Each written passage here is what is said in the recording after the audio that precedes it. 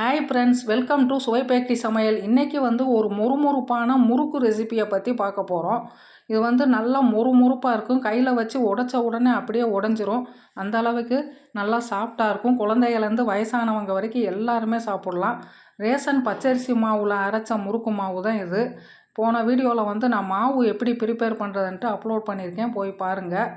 சுவை பேக்கரி சேனலை முதன் முறையாக பார்க்குறவங்க மறக்காமல் சப்ஸ்கிரைப் பண்ணிடுங்க. வாங்க வீடியோக்குள்ளே போகலாம். இப்போ நான் 2 கப்பு நான் இதுக்கு முறுக்கு மாவு எடுத்திருக்கேன். 2 கப் முறுக்கு மாவுக்கு தேவையான அளவு என்னென்ன போடலான்னா, உப்பு 1 ஸ்பூன் போட்டிருக்கேன், போட்டாச்சு. அதுக்கடுத்து ஓமம் ஒரு 3/4 ஸ்பூன் அளவுக்கு போட்டிருக்கேன்.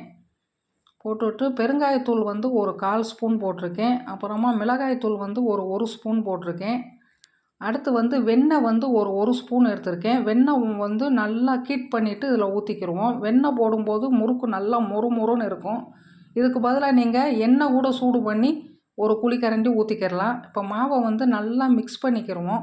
மிக்ஸ் பண்ணிவிட்டு தண்ணியை தெளித்து நம்ம கொஞ்சம் கொஞ்சமாக பிசைஞ்சிக்கிடுவோம். இது நல்லா பிசையணும். அப்போ தான் எல்லாமே ஒன்று சேர்ந்து நல்லா பிசைஞ்சோம்னா தான் முறுக்கு நல்லா மொறுமொறுன்னு சாஃப்டாக வரும். இப்போ சப்பாத்தி மாவு பதத்திற்கு நல்லா பிசைஞ்சு எடுத்தாச்சு. கையில் இந்த மாதிரி ஒட்டாமல் வர்ற அளவுக்கு நல்லா இந்த உருண்டை வர்ற அளவுக்கு பிசைஞ்சிக்கிடணும். விரல் வச்சு ப்ரெஸ் பண்ணோம்னா இந்த மாதிரி ஓட்டை விழுகணும். அடுத்து முறுக்கு செய்கிறதுக்கு 3 துளையுள்ள அந்த அச்சை முறுக்கு உலக்கில் போட்டு செட் பண்ணிக்கிடுவோம். இது செட் பண்ணியாச்சு, இது இருக்கட்டும். அதுக்கடுத்து நம்ம கடாயில் எண்ணெய் ரீபைண்ட் ஆயில் தான் கோல்டு வின்னர் எண்ணெய் நான் விட்டுருக்கேன். அதை ஊற்றிக்கிடுவோம். அடுத்து முறுக்கு உலக்கில் எண்ணெய் லைட்டாக அப்ளை பண்ணிக்கிடுவோம். அப்போ தான் நம்ம முறுக்கு பிழியும் பொழுது நல்லா ஒட்டாமல் அழகாக விழுகும். இப்போ மாவு பிசைஞ்சு வச்சுருக்கோம்ல, அதை எடுத்துக்கிடுவோம். எடுத்துட்டு இதை முறுக்கு உலக்கில் போட்டுக்கிடுவோம். போட்டுட்டு இதை நம்ம ஏற்கனவே பாலித்தீன் கவரில் எண்ணெய் தடவி வச்சுருக்கேன். அதில் நம்ம பிழிஞ்சு விட்டுக்கிடலாம். வாழை இலை கிடச்சா வாழை இலையிலையும் பிழியலாம். இப்போ பிழிஞ்சாச்சு. இதை அடுத்து எண்ணெய் காஞ்சிட்டு இருக்குது. இதே மாதிரி எல்லாத்தையும் பிழிஞ்சிக்கிடுவோம். எண்ணெய் காஞ்சிருச்சு. இப்போ ஒவ்வொரு முறுக்காக அதில் போட்டுக்கிடுவோம். இப்போ 3வது முறுக்கும் போட்டாச்சு.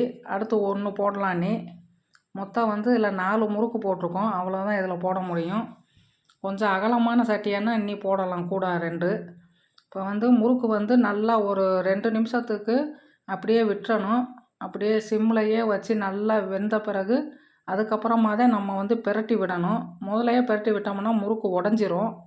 இப்போ எல்லா முறுக்கையுமே நம்ம பிரட்டி விட்டாச்சு. பிரட்டி விட்டுட்டு திரும்பவும் நல்லா மறுபக்கமும் நல்லா வேகணும்.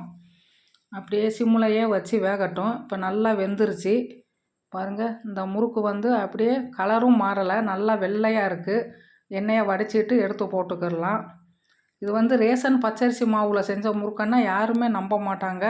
அந்த அளவுக்கு டேஸ்ட்டும் அருமையாக இருக்கும். நல்லா மொறுமொறுன்னு இருக்கும். நீங்கள் இப்போ எல்லா முறுக்கையுமே நம்ம எண்ணெயை வடிச்சிட்டு எடுத்தாச்சு. இப்போ அடுத்து இன்னொரு பேஜும் போட்டுக்கிடுவோம்.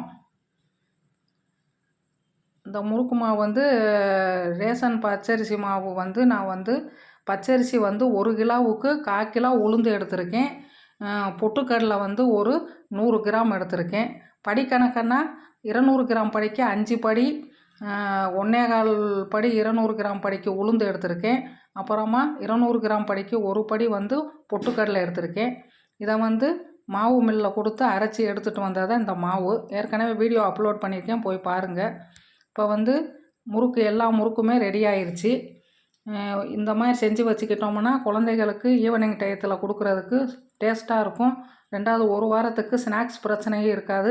வீட்டிலையே செய்கிறதுனால நம்மளுக்கு ஆரோக்கியமாகவும் இருக்கும். சுவை பேக்கரி சேனலை முதன் முறையாக பார்க்குறவங்க மறக்காமல் சப்ஸ்கிரைப் பண்ணிடுங்க. ஃப்ரெண்ட்ஸ்களுக்கு ஷேர் பண்ணுங்கள், லைக் பண்ணுங்கள். வீடியோவை ஸ்கிப் பண்ணாமல் பாருங்கள். இப்போ எல்லா முறுக்குமே ரெடி ஆயிடுச்சு. இதே மாதிரி நீங்களும் செஞ்சு பார்த்துட்டு கமெண்ட்ஸில் சொல்லுங்கள். தேங்க்யூ ஃபார் வாட்சிங்.